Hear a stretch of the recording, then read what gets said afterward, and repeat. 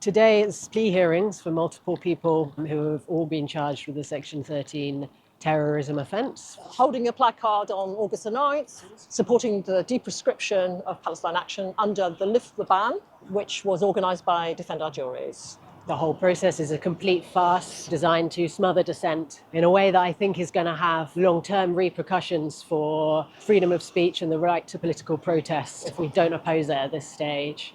I've spent the last 18 months working with 26 young campaigners from Just Stop Oil.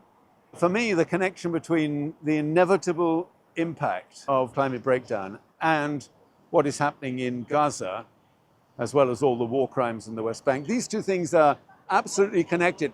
In cancer, certain cells in the body decided that at everybody else's cost, they would take all the nourishment, take all of the available resources, and that's what's happening in the world. That's what this system has become. Everything's interconnected.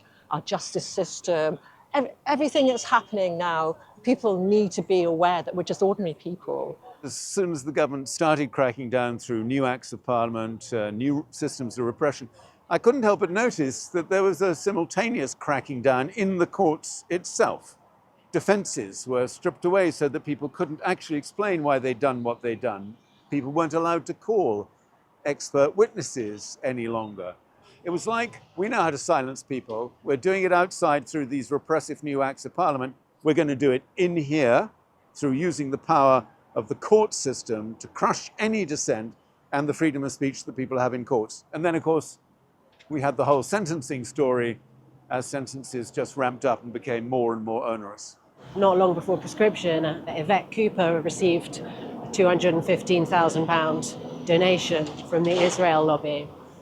This whole criminal process and the prescription of Palestine Action, I think, is entirely to cover up the British state's complicity in this genocide, which includes allowing trading of arms, allowing selling weapons of murder to a genocidal state.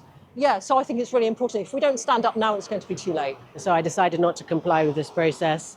And when I was asked how I pled, I started reading a statement. The judge immediately told me to stop.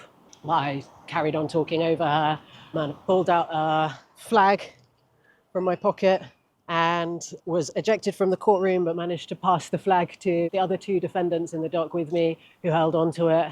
And then they were ejected from the courtroom. I felt as though I was there on behalf of not just the doctors and health professionals who've been targeted in Gaza, but the thousands and thousands of children who've been killed mercilessly by the weapons that we've built in this country.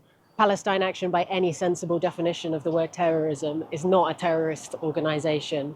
Destruction of property is not terrorism.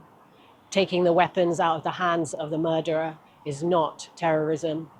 And holding a sign saying that you oppose genocide and you support those who carry out non-violent direct action to prevent genocide from continuing, if that's terrorism, then almost anything could be.